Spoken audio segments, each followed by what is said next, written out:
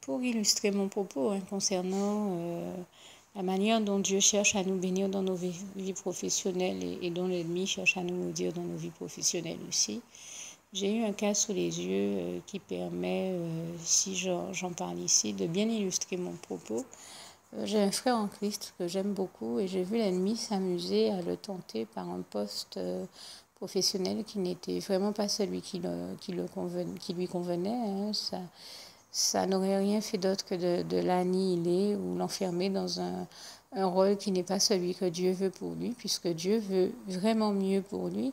Et ça me donne d'ailleurs l'occasion de vous préciser à vous qui écoutez que la bonne chose à comprendre, c'est que quand Dieu ne vous donne pas un poste, c'est qu'il a un meilleur poste pour vous. Quand Dieu ne vous bénit pas d'une chose, c'est qu'il a encore mieux pour vous, qu'il a encore meilleur pour vous. Rappelez-vous, toujours gardez toujours à l'esprit. Non seulement garder l'esprit ouvert et positif à tout ce que Dieu peut vouloir faire et dire ou vous apprendre dans vos vies, etc., etc. Mais gardez aussi toujours à l'esprit que Dieu nous aime, il nous aime d'un amour éternel comme il est écrit en Jérémie 31, verset 3, et que dans sa bienveillance pour nous, eh bien, il nous donne toujours ce qu'il y a de meilleur, qu'il est le meilleur, il veut nous faire l'expérience du vrai bonheur et du meilleur, donc il veut nous donner le meilleur. Quand Dieu ne nous donne pas un poste, un emploi ou quoi que ce soit d'autre comme bénédiction, c'est que ce n'était pas la bonne chose pour nous. Donc il est hors de question pour nous de tomber dans une amertume ou dans une quelconque rancœur, rancune envers Dieu ou colère envers Dieu. Il faut bien comprendre que Dieu, dans son grand amour envers nous et sa grande bienveillance envers nous, nous protège de tout ce qui ne serait pas bon pour nous. Donc quand il ne nous donne pas quelque chose, c'est que ce n'est pas bon pour nous. Dieu est un père aimant et comme tous les pères aimants, il ne donnerait pas quelque chose à ses enfants qui n'est pas bon pour eux. C'est aussi simple que ça. Et donc, j'ai vu l'ennemi tenter ce frère sous mes yeux pour revenir à mon propos et lui proposer un poste qui n'était pas le bon pour lui. Et bien entendu, le Seigneur m'avait déjà inspiré de l'en avertir. Et toute la gloire en revient à Dieu, à Jésus, à son Saint-Esprit. Mais l'ennemi utilisait l'une de ses servantes pour tenter le frère avec cet emploi. Et cette femme est revenue me dire, en fait, elle connaissait aussi le collègue de ce frère, puisqu'à un moment, tous les deux, le frère et son collègue, qui est un homme, ont travaillé dans la même entreprise, dans la même structure. Et cette servante du diable que le diable a utilisée pour tenter le frère en Christ avec cet emploi, ce poste qui n'était pas adapté à ses compétences, quand elle a vu que ça n'a pas marché avec le frère, elle a appelé l'autre personne. Mais l'autre personne, donc le collègue du frère en Christ qu'elle a appelé, lui n'est pas en Christ et je peux même dire que c'est un serviteur du diable. Donc ce n'est pas problématique qu'il se retrouve dans ce type d'emploi. Pour lui, dans la mesure où de toute manière ça correspond peut-être plus à son profil et à ses compétences, ce qui n'était pas le cas ça convenait peut-être pour lui, mais pas pour le frère en Christ, parce que le Seigneur m'a déjà fait savoir et démontré qu'il veut mieux pour le frère en Christ. Seulement le frère en Christ traverse des situations qui ne sont pas évidentes et c'est vrai que l'ennemi joue quand c'est comme ça. Il sait que nous sommes dans des situations difficiles puisque c'est lui-même qui provoque toute difficulté dans nos vies, toute épreuve et toute situation problématique. Donc il sait très bien, puisque c'est lui qui a provoqué le problème, dans quel problème il a mis le frère. Donc il le met dans un problème, dans une situation problématique et par derrière, il vient le tenter avec l'une de ses servantes en lui proposant un poste où ses compétences seraient payées au rabais, où il serait en train d'occuper un emploi et des fonctions qu'il n'épanouirait pas, qui le rendraient malheureux et qui l'aviliraient, comme je le disais. Là où Dieu veut lui proposer un meilleur poste, un poste de chef d'entreprise où ses compétences, ses connaissances seraient réellement valorisées, où il s'épanouirait. Mais le diable l'a placé dans une telle difficulté, et notamment certainement une difficulté financière, une situation problématique sur le plan financier, que son réflexe, et c'était ce que le diable voulait, serait de dire qu'il accepte ce poste, même en sachant que le poste ne lui convient pas, ne correspond pas à ce à quoi il peut prétendre, vu son haut niveau de qualification et et ses bonnes compétences et connaissances. Donc, comme je le dis, là où le diable cherche à nous dévaloriser, à dévaloriser nos compétences et nos connaissances, Dieu lui cherche à les valoriser et à vraiment nous mettre en valeur et nous attribuer les bonnes fonctions, les bons postes, les bonnes compétences, les bonnes connaissances, les bons postes correspondant à nos réelles compétences et connaissances, nos bonnes connaissances et compétences, de manière à ce que nous ayons aussi donc le bon poste, le bon emploi, le bon salaire et que nous soyons dans des activités, des fonctions, des emplois que nous occupions de manière heureuse, épanouie, épanouissante et épanouissante aussi pour les autres que nous aurons à recevoir à ces postes. Là où quand on occupe un poste qui n'est pas le bon, qui ne nous convient pas, là où on n'est pas à notre place, et bien on se retrouve soit à être aigri, soi-même, soit à aigrir les autres aussi quand ce n'est pas les deux à la fois. Dans les postes, j'entendais ça encore il n'y a pas longtemps, quelqu'un qui disait à la télé, mes amis, il y a vraiment des gens que vous rencontrez dans la vie qui ne sont vraiment pas au bon poste, qui ne sont vraiment pas à la bonne place. On se demande comment ils font pour se retrouver dans ces postes-là. Est-ce que c'est par filon? Est-ce que c'est par... Et bien entendu, comme je le lisais sur la page d'une sœur en Christ il n'y a pas longtemps, Dieu n'est pas un Dieu de favoritisme, Dieu n'est pas un Dieu de filon, ce n'est pas un Dieu qui va... c'est un Dieu de droiture. Les voies de l'Éternel, c'est les voies de la droiture.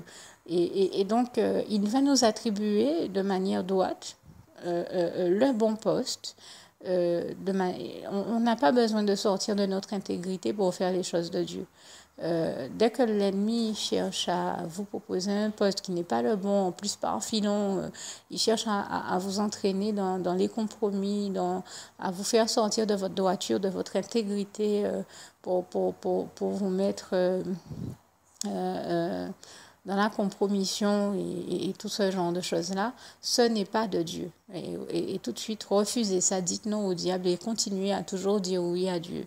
À toujours dire non au diable et toujours dire oui à Dieu, parce qu'il n'y a que comme ça que vous verrez que Dieu, en obéissant à Dieu, en faisant tout ce que Dieu vous demande, vous recevrez ses bénédictions par-dessus et que Dieu vous donnera le bon poste, le meilleur poste pour vous, correspondant totalement à vos compétences, vos connaissances et vos désidérata en matière de salaire ou autre. En tout cas, en admettant que le salaire, par exemple, ne soit pas au rendez-vous, mais ce sera toujours une place et un poste où vous serez réellement heureux et épanoui. Dieu veut le meilleur pour vous. Dieu veut que vous ayez la meilleure place, le meilleur poste, alors qui bien sûr peut présenter des inconvénients. Je ne vais pas vous dire que tout est parfait, puisque nous savons que sur cette terre, dans ce bas monde, rien n'est parfait, il n'y a que Dieu de parfait. Mais je veux dire, la situation où le poste peut contenir des inconvénients, mais avoir toujours plus d'avantages que d'inconvénients. Ou en tout cas, si Dieu vous permet de traverser une situation qui n'est pas forcément idyllique, c'est une situation qu'il vous permet de traverser parce qu'il sait qu'il en ressortira le meilleur que possible. C'est-à-dire que même si ça ne répond pas à tous les critères que vous espériez, mais quand il permet ce type de situation, c'est parce qu'il sait que vous allez ressortir de là avec des acquis supplémentaires, avec en tout cas des choses qui vous rendront meilleur ou qui rendront votre vie meilleure, qui amélioreront votre vie, votre maturité en Christ. Donc, même si quelque chose n'a pas l'air d'être, comment dire ça, le mieux ou le meilleur de ce que vous espériez, Dieu vous donne toujours ce qu'il y a de meilleur pour vous en définitive. Pas nécessairement ce qu'il vous semble être le meilleur à vous, mais ce qui est réellement meilleur pour vous. Quand je dis ça, ce que je veux dire par là, c'est qu'il peut arriver que vous ayez un poste aussi qu'on vous propose qui soit vraiment de Dieu, qui ne vous semble pas nécessairement être le meilleur, mais qui est celui que Dieu veut pour vous parce que ça va vous apporter un plus et que Dieu sait que vous en ressortirez grandi. Mais Dieu n'est jamais dans la dynamique de mettre vos compétences au rabais ou de vous mettre dans une position dévalorisante. Non, ça va toujours être une position dont le but est de vous épanouir ou en tout cas de vous faire gagner d'une manière ou d'une autre. Si ce n'est pas financièrement, c'est au niveau des compétences, des connaissances, de la formation. Enfin, vous allez toujours vous rendre compte que c'est avantageux et que ça débloque des choses dans vos vies ou que ça vous ouvre des portes. Là où le diable, lui, cherche à les fermer, à vous dévaloriser, à vous faire avoir non seulement un salaire au rabais, mais à être dans un univers malsain avec des relations malsaines au travail et des personnes qui autour de vous vont déconsidérer la personne que vous êtes ou vos compétences et connaissances. Donc là, quand vous vivez ces situations-là, ce n'est pas de Dieu. Et donc, je voulais vous inviter à rester vigilant, à ne pas tomber dans ce type de piège du diable et de, encore une fois, refuser toutes les propositions malhonnêtes et indécentes du diable, toutes ces propositions de malheur. Pour accepter les propositions de bonnes, honnêtes et bienveillantes, les propositions d'amour de Dieu qu'il dispose pour votre bonheur et votre épanouissement total. Et je rends grâce et gloire à Dieu que j'ai toujours vu le faire autour de moi, dans la vie de diverses personnes autour de moi. Et toute la gloire revient à Dieu, à Jésus et à son Saint-Esprit. Merci Seigneur, je t'aime et nous t'aimons, nous tous tes enfants.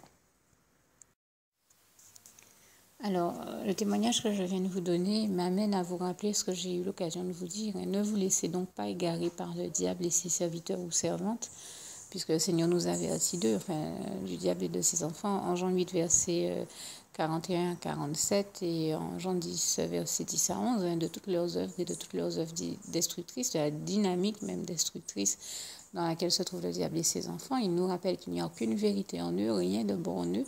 Donc, ils ne peuvent rien apporter de bon dans vos vies. Ils ne sont là que pour poser des problèmes et le diable n'est là que pour générer des situations problématiques. Et encore une fois, grâce et gloire sont rendues à Dieu qui nous en délivre toujours, comme il est écrit dans le psaume 34, versets 18 à 20. Mais c'est l'occasion pour moi de rajouter en guise de précision à ce témoignage, encore une fois, que quand Dieu nous envoie ses enfants, ses serviteurs et servantes, et donc qui sont des ressortissants du royaume de Dieu, du royaume des cieux, le paradis, et bien lui, le diable, pour contredire Dieu dans son action qui vise à nous bénir, nous envoie lui aussi ses enfants, ses serviteurs et servantes pour contrecarrer l'œuvre de Dieu et chercher à annuler le bénéfice et les bénédictions dont Dieu nous bénit par ce biais-là et par ses enfants. C'est ce que vous démontre le cas dont je viens de vous témoigner. Donc, restez vigilants et ne laissez pas le diable vous entraîner avec lui en enfer et vous faire tomber ni dans la compromission, ni dans la corruption, ni dans tous ces pièges et traquenards. Et encore moins donc vous laissez l'entraîner avec vous en enfer. Bien au contraire, laissez plutôt Dieu, Jésus et son Saint-Esprit vous amener au paradis. Dites toujours non au diable et toujours oui à Dieu. Non à la compromission et à la corruption. Oui à l'honnêteté, au meilleur et au bonheur que Dieu veut vous donner. Que Dieu vous garde et vous bénisse tous.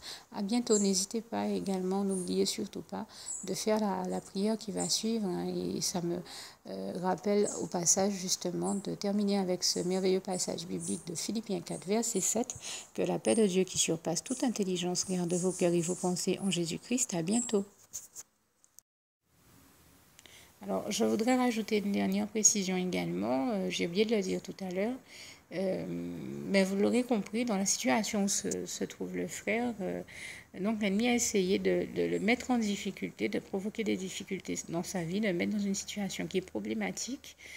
Et une fois qu'il savait que la situation était suffisamment difficile à vivre, au moment où elle était peut-être le plus difficile à vivre, eh bien, c'est là qu'il est venu le tenter en lui proposant un poste qui, bien entendu, n'était pas le bon pour lui, n'aurait rien fait d'autre que de le faire tomber spirituellement. Et l'ennemi est toujours en train de guetter, de chercher une occasion de nous faire tomber spirituellement. Mais grâce et gloire soient rendues à Dieu qui, quand l'ennemi cherche à nous dévaloriser, à nous faire tomber, lui, Dieu nous valorise et nous élève et toute la gloire revient à Dieu, à Jésus et à son Saint-Esprit.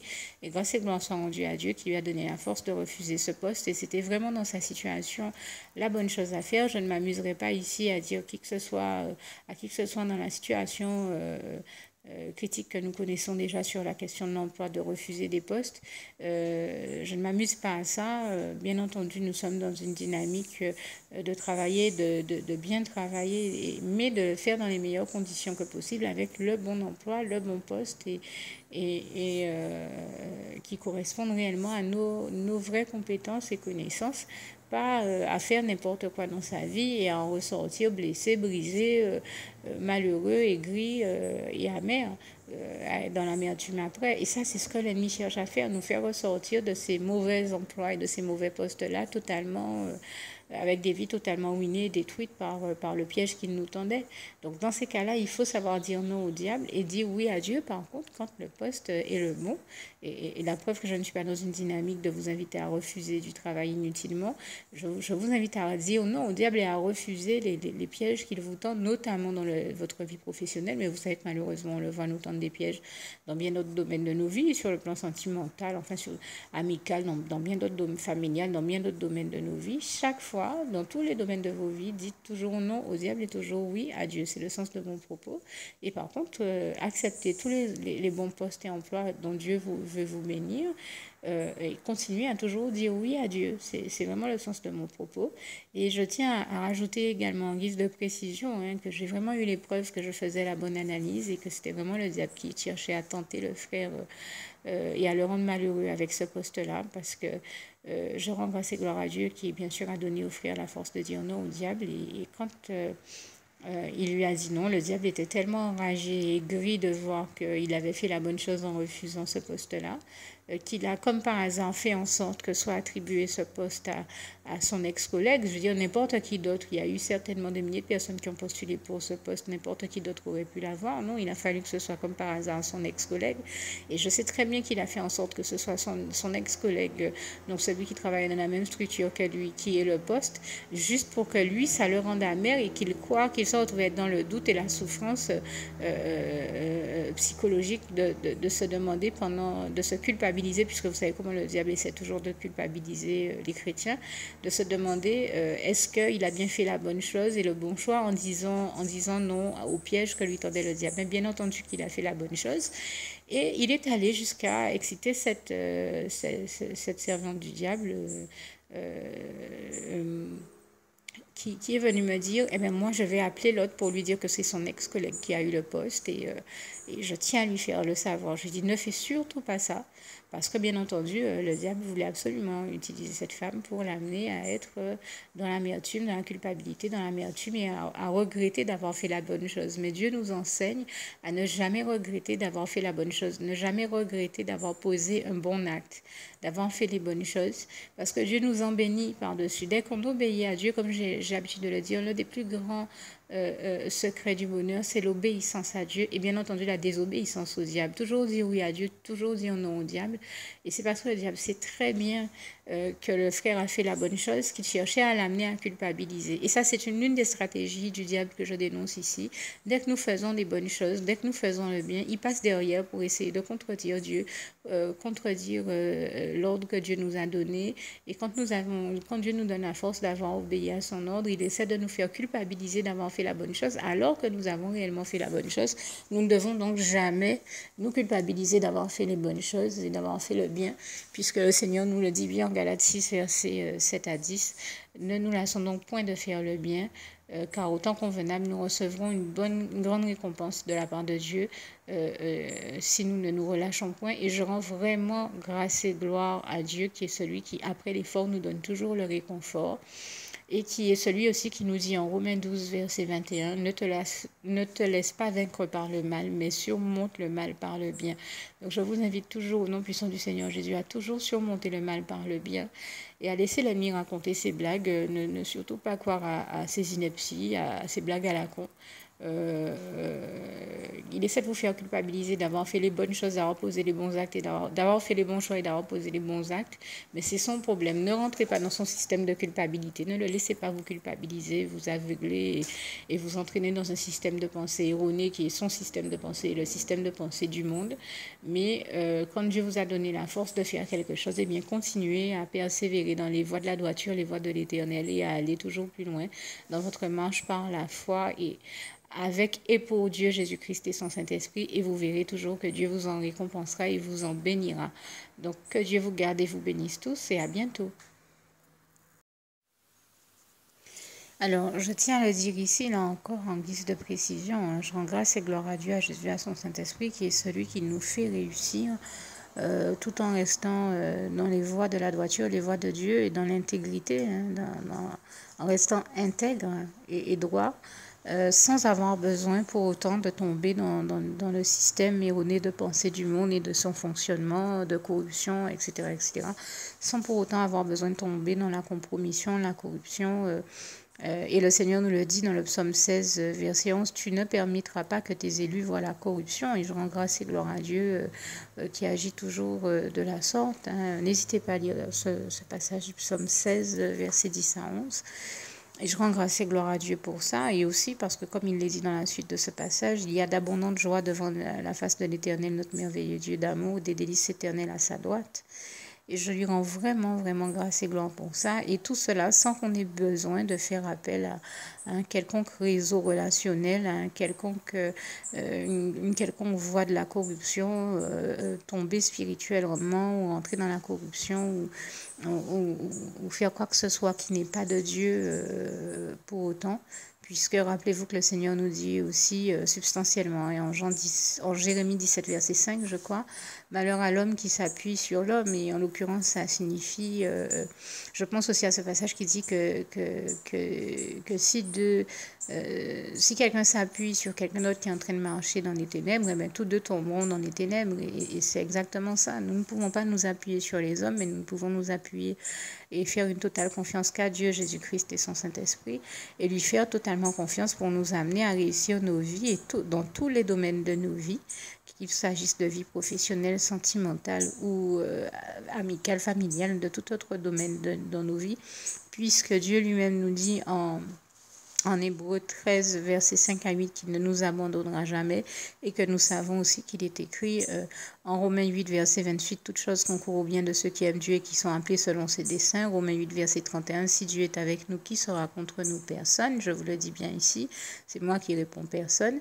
En Romains 8, verset 37, « Mais en toutes ces choses, nous sommes plus que vainqueurs par celui qui nous a aimés, Jésus-Christ. » Et donc, bien entendu, cela signifie, entre autres choses, qu'en toutes ces choses, en toutes ces épreuves que nous pouvons rencontrer, Jésus-Christ est celui qui nous conduit à toutes les victoires et réussites de nos vies, donc à réussir nos vies professionnelles, à se réaliser professionnellement, à réaliser tous nos objectifs, à les atteindre et à les concrétiser et à parvenir à toutes les réussites et tous les degrés de réussite saines et positives qui soient. Et j'en rends ici grâce et gloire à Dieu. Et bien entendu, c'est valable, comme je le disais, pour le domaine de nos vies professionnelles, mais pour tout autre domaine, puisqu'il est aussi écrit dans le psaume 60 ou encore 108, versets 13 à 14, qu'avec Dieu nous ferons des exploits. Entre autres choses, vous pouvez continuer à lire ce passage. Et en Marc 9, verset 23, que tout est possible à celui qui croit. Et bien entendu, celui qui croit en qui? En Dieu, en Jésus-Christ, en son Saint-Esprit. Et en Marc 10, verset 27, que tout est possible à Dieu.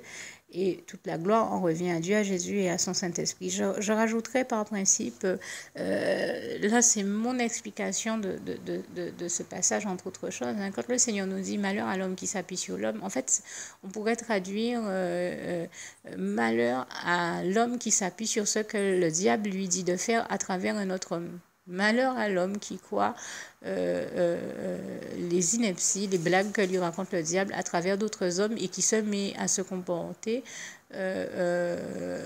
comme le diable le voudrait ou à lui obéir à travers ce qu'il a pu lui dire à travers l'homme sur lequel il s'appuie. Et ça revient en fait à s'appuyer sur le diable au lieu de s'appuyer sur Dieu. Malheur à l'homme qui s'appuie sur le diable ou qui s'appuie sur l'homme à travers qui le diable est en train de parler et l'inviter à faire les pires bêtises ou les pires choses, les choses qui ne sont pas de Dieu. Alors que l'homme qui s'appuie sur Dieu et qui lui fait totalement confiance se retrouve à faire l'expérience du bonheur. Heureux celui qui s'appuie sur toi, éternel mon Dieu, qui se confie en toi, éternel mon Dieu, comme tant de passages le démontrent, notamment dans les psaumes, vous avez des passages qui le disent bien. Heureux celui qui fait confiance à l'Éternel. Je pense à plein de passages et je pense aussi à ce passage du psaume 1, versets 1 à 6, que je vous invite également à lire. N'oubliez en tout cas jamais que tout est possible à Dieu, comme il est écrit en Marc 10, verset 27. fait, il est donc évident que c'est à Dieu, Jésus-Christ et son Saint-Esprit seul que nous pouvons faire une totale confiance, puisque comme il est écrit en 1 Jean 4, verset 4, celui qui vit en nous, Dieu, est plus grand que celui qui est dans le monde, l'ennemi, le diable, l'ennemi de Dieu, qui est notre ennemi commun avec Dieu, l'ennemi, le diable, qui est vaincu, qui est déchu, et toute la gloire revient à Dieu, à Jésus et à son Saint-Esprit, à Dieu, le seul éternel vainqueur du diable. Vraiment, toute la gloire lui en revient. Et Dieu que je tenais ici à glorifier, à remercier encore pour toutes les merveilles, ainsi que la splendeur glorieuse de son règne éternel que nous pouvons contempler au quotidien dans nos vies à tous, comme ce passage du psaume là aussi, 145, versets 8 à 21, nous rappelle bien cette réalité de sa gloire que nous sommes des milliers à contempler et que nous continuons tous à témoigner au quotidien. Là où je peux le dire, les choses semblent être bloquées et impossibles, eh bien, Dieu est celui qui crée un chemin là où en apparence il n'y en avait pas. Il est celui qui ouvre toutes les portes pour ses enfants quand il faut qu'elles soient ouvertes, mais il est aussi celui qui ferme toutes les portes au diable quand elles doivent être fermées dans nos vies afin qu'ils ne nous atteignent pas. Et je rends grâce et gloire à Dieu pour ça. Et au passage, n'hésitez pas justement à prier le Seigneur pour qu'il vous ouvre toutes les portes, que ce soit sur le plan professionnel ou autre, toutes les portes qu'il souhaite ouvrir pour vous, et qu'il ferme toutes celles qu'il veut fermer, qu'il veut voir être fermées, soit parce que si vous les empruntiez ou vous empruntiez le chemin auquel elles mènent, ce ne serait pas la bonne chose pour vous, soit pour que justement le diable n'ait pas accès à vous et à vos vies. Vraiment, je vous invite à faire cette prière également au nom puissant du Seigneur Jésus. Donc, que Dieu vous garde et vous bénisse tous. À bientôt. Je tiens à vous témoigner pour vous donner un témoignage totalement complet. Je tiens à vous dire que dans la gravité de cette situation, le diable est celui qui a encore eu la perversion de dire à travers des membres de la famille du frère en Christ, de lui dire, pour essayer de lui faire culpabiliser, tout comme je l'ai surpris en plein flagrant délit, d'essayer de le faire à travers son autre servante, la femme dont je parlais. Il a eu l'outrecuidance et la perversion d'oser dire au frère, mais comment tu peux dire non à un emploi que Dieu te donne? Alors que nous avons très bien compris que c'est le diable qui essaie de le piéger avec cet emploi et certainement pas Dieu qui le lui donne. Et je sais très bien que le frère était bien en emploi et j'ai envie de dire ciblé par le diable pour se retrouver dans ce mauvais poste, ce mauvais travail, ce mauvais emploi, puisque j'ai déjà vu ces mêmes situations-là à plusieurs reprises se dérouler sous mes yeux. Et j'ai déjà aussi vu le diable se permettre par très souvent le biais des membres des familles et des proches même des personnes qui l'attaquaient et ciblaient de la sorte, avoir l'outrecuidance d'oser insinuer que c'est Dieu qui propose un mauvais emploi alors que Dieu ne ferait jamais ça, puisque Dieu, dans son grand amour pour nous, sa grande bienveillance pour nous, son amour éternel, lui qui est le seul à nous aimer d'un amour éternel, comme il est écrit en Jérémie 31, verset 3, eh bien Dieu, dans son grand amour pour nous, sa grande bienveillance envers nous, ne nous ferait jamais un tel affront, ne nous ferait jamais une telle chose, puisqu'il veut ce qu'il y a de meilleur pour nous et nous donner aussi les meilleurs emplois. Nous savons donc que les mauvais emplois ne peuvent donc procéder que du diable. Ne laissons pas nous aveugler et obscurcir nos intelligences par ce biais-là et ne croyons à aucune des blagues qu'il raconte. Quand nous comprenons que nous avons affaire à un poste dévalorisant, non respectueux de ce que nous sommes, de nos compétences, de nos connaissances et de nos aptitudes professionnelles, n'ayons pas l'habitude de tomber dans le piège du diable en allant nous y mettre, parce que nous savons très clairement que ça ne peut provenir que du diable et être générateur de situations problématiques et de mal-être, là où Dieu veut apporter toutes ses réponses et ses solutions à nos problèmes et nous donner, nous conduire au bien-être et au mieux-être et au meilleur. Lui qui est le meilleur, comme je le disais tout à l'heure, il veut nous faire vivre l'expérience du meilleur et du véritable bonheur, et donc de la meilleure situation professionnelle, du meilleur poste professionnel également. Et je tenais à lui en rendre grâce et gloire ici. Juste une petite précision pour tous ceux qui ne sont pas encore qui n'ont pas encore choisi la meilleure des options qui soit, qui est celle d'aller se placer, de faire le choix à soi-même, d'aller se placer dans les bras d'amour de Jésus-Christ pour se mettre à l'abri de ce monde cruel. Eh bien, je partage avec vous la prière par le par le biais de laquelle on y accède. Et commence par vous rappeler également ce passage de Jean 14, verset 6, où il est écrit que Jésus-Christ est le chemin, la vérité et la vie. Nul ne vient au Père, Dieu, sans passer par le Fils Jésus-Christ, bien sûr. Je le dis à ma manière, vous regarderez comme il est actuellement écrit dans vos Bibles là encore. Et donc, n'hésitez pas à ouvrir vos cœurs à Dieu, à Jésus, à son Saint-Esprit, à être sincère avec lui et à lui adresser la prière qui suit, à lui dire tout simplement, Éternel mon Dieu, Seigneur Jésus-Christ, moi, un tel, vous dites votre nom et votre prénom, je t'accepte aujourd'hui comme mon sauveur personnel, le seul maître et roi de ma vie. Je remets toute ma vie entre tes mains puisqu'elle t'appartient, Éternel mon Dieu, puisque tu l'as créée, cette vie. Donc tu en es donc le seul maître et propriétaire comme de tout ce qui existe dans tout l'univers. Je remets donc toute ma vie entre tes mains, je te la donne. Merci, Éternel mon Dieu, aussi de permettre que cette vie que tu m'as donnée continue à être à ta gloire et que je continue à te servir, à t'appartenir pour l'éternité, d'éternité en éternité. Merci aussi, Seigneur, de faire que je continue donc à te servir et à t'appartenir pour l'éternité, d'éternité en éternité. Et aussi, Seigneur, de m'accorder la grâce de ton pardon et de ta miséricorde pour tous les péchés que j'ai commis tout au long de ma vie, jusqu'à la date d'aujourd'hui incluse. Et c'est au nom puissant du Seigneur Jésus-Christ que j'ai fait cette prière. Et à vous tous qui avez fait cette prière, je vous dis que Dieu vous bénisse abondamment, puissamment, richement. Et surtout, n'hésitez pas à la partager avec tous vos proches et contacts, amis, membres de vos familles, collègues, bien-aimés, tous ceux que vous aimez, et surtout tous ceux à qui Dieu vous mettra à cœur, avec qui Dieu vous mettra à cœur de la partager.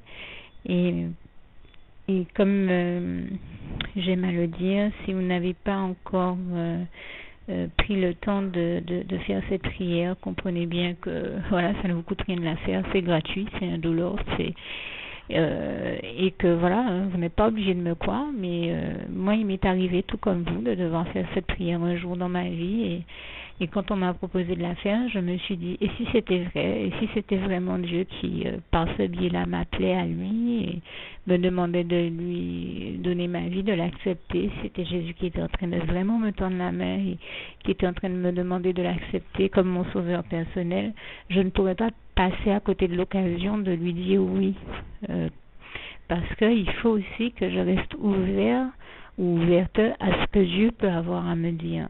Il faut que je garde mon cœur et mon intellect ouverts à ce que Dieu peut avoir à me dire. Donc je me suis dit, je ne peux pas courir le risque de passer à côté de mon éternité, de passer à côté des meilleures choses de la vie, surtout si le maître et créateur de la vie m'appelle et cherche à me sauver. Pour être sauvé, il faut bien que je lui dise oui, que je souhaite qu'il me sauve. Oui, Seigneur Jésus-Christ, je t'accepte comme mon sauveur personnel. Et c'est le sens de cette prière. Et comme je dis, elle ne nous coûte rien à faire. Et puis surtout, moi je vous dis, du jour où je l'ai faite, j'ai vu Jésus changer ma vie en mieux sur tous les plans. Et donc je crois que ça ne vous coûtera rien, ça ne vous coûte rien vous non plus de la faire et puis d'expérimenter, de regarder comment les choses vont se dérouler dans votre vie, de regarder Jésus changer votre vie en mieux, à vous aussi. Et d'en faire l'expérience. Et pour en faire l'expérience, il faut commencer par faire cette prière. Donc si vous ne l'avez pas encore dite, réembobinez tout simplement cette vidéo ou ce document si vous préférez. Réécoutez-le et dites avec moi la prière que vous m'avez entendu mentionner. Et n'oubliez surtout jamais que tout est possible à celui qui croit en Dieu, en Jésus-Christ et en son Saint-Esprit, comme il est écrit en Marc 9, verset 23, et que tout est possible à Dieu, comme il est écrit en Marc 10, verset 27. Que Dieu vous bénisse donc et à bientôt.